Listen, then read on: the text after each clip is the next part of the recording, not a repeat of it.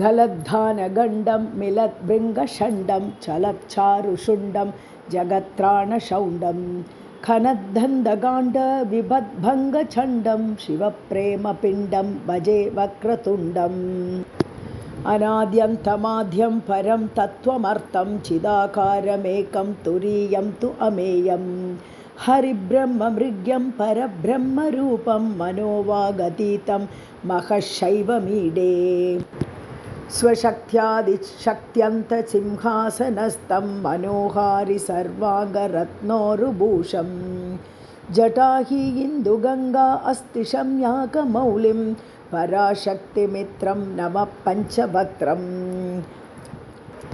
शिव ईशान तत्पुरुष अघोरवामादिभिः पञ्चभिर्हृन्मुखैः अङ्गैः अनौपम्यषट्त्रिंशतं तत्त्वविद्याम् अतीतं परं त्वां कथं वेत्ति को वा प्रवाळप्रवाहप्रभाषोणम् अर्धं मरुत्वन्मणि श्रीमहश्यामम् अर्धं गुणस्यूतं एतत् वपुषैवम् अन्तः स्मरामि स्मरापत्तिसम्पत्तिहेतोः स्वसेवा समायात देवासुरेन्द्राः नमन्मौलिमन्दारमालाभिषक्तं नमस्यामि शम्भो पदाम्बोरुहं ते भवाम्बोधिपोतं भवानी विभाव्यम् जगन्नाथ मन्नाथ गौरी सनाथ प्रपन्नानुकम्पिन् विपन्न आर्तिहारिन् महस्थोममूर्ते समस्त एकबन्धो नमस्ते नमस्ते पुनस्ते नमोस्तु विरूपाक्ष विश्वेश विश्वादिदेव त्रयीमूलशम्भो शिवत्रयम्बकत्वं प्रसीद स्मरत्रायि पश्यावमुक्त्यै क्षमां प्राप्नुहि त्रयक्षमां रक्ष मोदात् महादेव देवेश देवादिदेव स्मरारे पुरारे यमारे हर हर इति ब्रुवाण स्मरिष्यामि भक्त्या भवन्तं ततो मे दयाशील देव प्रसीद त्वदन्यः शरण्यः प्रपन्नस्य न इति प्रसीद स्मरण्येव हन्यास्तु दैन्यं न चेत्ते भवेत् भक्तवात्सल्यहानिः ततो मे दयालो सदा सन्निधेहि अनपात्रं भवान्येव दाता त्वदन्यं न याचे भवद्भक्तिमेव स्थिरां देहि मह्यं कृपाशील शम्भो कृतार्थोऽस्मि तस्मात् पशुं वेत्सि चेन्मां तमेवाधिरूढः कलङ्कीति वा मूर्ध्नि दत्से तमेव द्विजिह्वः पुनः सोऽपि ते कण्ठभूषा त्वदङ्गीकृताः सर्वेऽपि धन्याः न शक्नोमि कर्तुं परद्रोहलेशं कथं प्रीयसे त्वं न जाने गिरीश तथा हि प्रसन्नोऽसि कस्यापि कान्तासु तद्द्रोहिणो वा पितृद्रोहिणो वा स्तुतिध्यानमर्चां यतावत् विधातुं भजन्नपि अजानन् महेश अवलम्बे त्रसन्तं सुतं त्रातुम् अग्रे मृकण्डोः यमप्राणनिर्वापणं त्वत्पदाब्जं शिरोदृष्टिहृद्रोगशूलप्रमेह ज्वरार्शो जरा यक्ष्म हिक्का विशार्तान् त्वमाद्यः भिषजं भस्मशम्भो त्वम् उल्लाघय अस्मान् वपुर्लाघवाय दरिद्रोऽस्मि अभद्रोऽस्मि भग्नोऽस्मि दूये विषण्णोऽस्मि सन्नोऽस्मि खिन्नोऽस्मि चाहं भवान् प्राणिनाम् अन्तरात्मा असि शम्भो ममादिं न वेत्सि प्रभो रक्ष मां त्वं त्वदक्ष्णोः कटाक्षपते त्रयच्छ यत्र क्षणं क्ष्मा च लक्ष्मी स्वयं तं वृणाते किरीटस्फुरच्चामरच्छत्रमाला कलाची गजक्षौमभूषा विशेषैः भवान्यै भवायापि मात्रे च पित्रे मृडान्यै मृडाय अपि अगग्न्यै मखग्ने शिवाङ्ग्यै शिवाङ्गाय कुर्म शिवायै शिवाय अम्बिकायै नमस्त्रयम्बकाय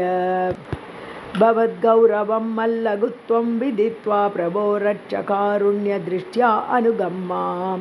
शिवात्मानुभावस्तुतौ अक्षमो अहं स्वशक्त्या कृतं मे अपराधं क्षमस्व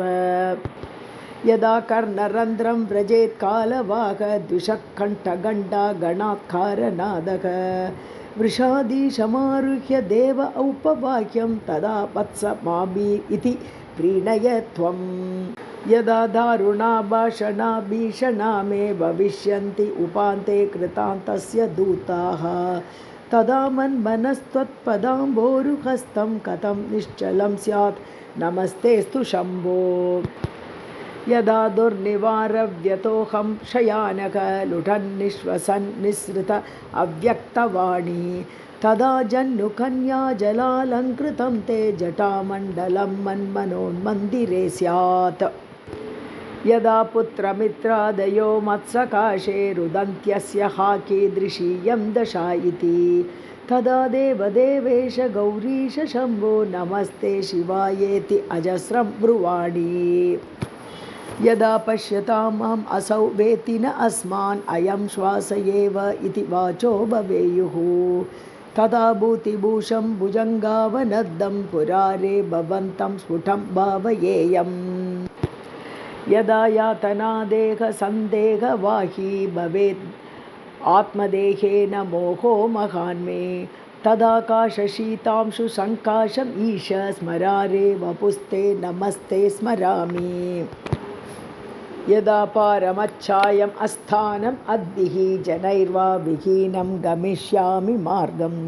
तदा तं निरुन्धन् कृतां तस्य मार्गं महादेव मह्यं मनोज्ञं प्रयच्छ यदा रौरवादी स्मरन्येव भीत्या व्रजामि अत्र मोहं महादेव घोरं तदा माम् अहो नाथ कस्थारयिष्यति अनाथं पराधीनम् अर्ध इन्दुमौले यदा श्वेतपत्र आयत अलङ्घ्यशक्तेः कृतान्तात् भयं भक्तिवात्सल्यभावात् तदा पाहि मां पार्वती वल्लभ अन्यं न पश्यामि पातारम् एतादृशं मे इदानीं मृतिर्मे भवेत्रीति अहो सन्ततं चिन्तया पीडितोऽस्मि कथं नाम माभूत् मृतौ भीतिरेषा नमस्ते गतीनां गते नीलकण्ठ अमर्यादम्येवाहम् आबालवृद्धं हरन्तं कृतान्तं समीक्ष्यास्मि भीतः मृतौ तावकाङ्ग्रीज अब्जदिव्यप्रसादात् भवानी पते निर्भयोऽहं भवानी जराजन्मगर्भादिवासादिदुःखानि असह्यानि जह्यां जगन्नाथदेव भवन्तं विना मे गतिर्नैव शम्भो दयाळो न जागर्ति किं वादयाते शिवायेति शब्दो नमः पूर्व एष स्मरन् मुक्तिकृत् मृत्युहा तत्त्ववाची महेशानमागात् मनस्तः वचस्तः सदा मह्यमेतत् प्रदानं प्रयच्छ त्वमपि अम्ब मां पश्य शीतांशु मौलिप्रिये भेषजं त्वं भवभ्यादिशान्तौ बहुक्लेशभाजं पदाम्बोजपोते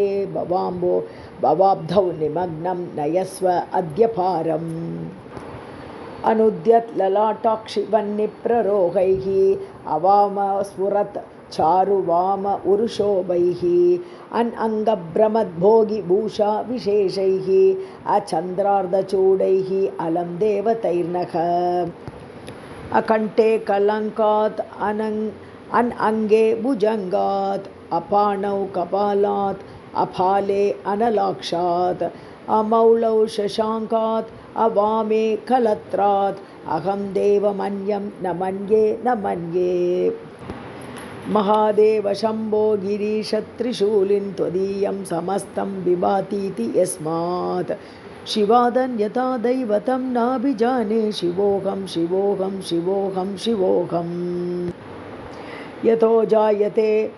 इदं प्रपञ्चं विचित्रं स्थितिं याति यस्मिन् यद् एकान्तम् अन्ते स कर्मादिहीनः स्वयं ज्योतिः आत्मा शिवोऽहं शिवोऽहं शिवोऽहं शिवोऽहम् किरीटे निशायीशः ललाटे हुताशः भुजे भोगिराजः गले कालिमा च तनौ कामिनी यस्य तत्तुल्यदेवं न जाने न जाने न जाने न जाने अनेन स्तवेन आदरात् अम्बिकेशं परां भक्तिमासाद्य यं ये नमन्ति मृतौ निर्भयास्ते जनास्तं भजन्ते हृदम्बोजमध्ये सदा आसीनम् ईशम् भुजङ्गप्रिया कल्पशम्भो मया एवं भुजङ्गप्रयातेन वृत्तेन कृतं नरस्तोत्रमेतत् पठित्वा उरुभक्त्या सुपुत्रा आयुरारोग्यम् ऐश्वर्यम् एति भुजङ्गस्तोत्रं समाप्तम्।